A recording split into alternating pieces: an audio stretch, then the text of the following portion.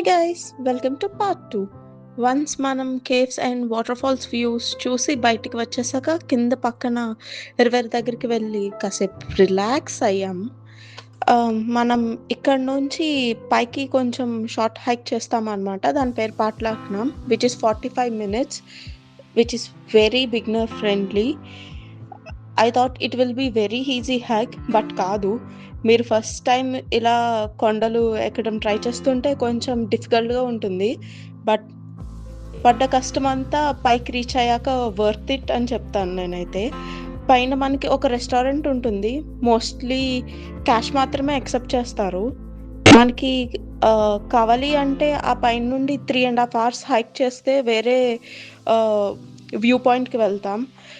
But మేము అంత ప్రిపేర్డ్గా వెళ్ళలేదు, తెచ్చుకున్న కొంచెం వాటర్ కూడా అయిపోయాయి. పైన నుండి సన్ మావయ్య ఏమో రోస్ట్ చేసేస్తున్నాడు. సో మేము అక్కడ నుంచి తిరిగి ఇంకో వే తీసుకొని కిందకి స్టార్ట్ అయిపోయాం. మేము క్లైమ్ చేసినంత సేఫ్గా దిగుతున్నవే అనిపించలేదు, బికాస్ కిందకి వెళ్తున్న స్టోన్స్ చాలా స్లిప్పరీగా ఉన్నాయి.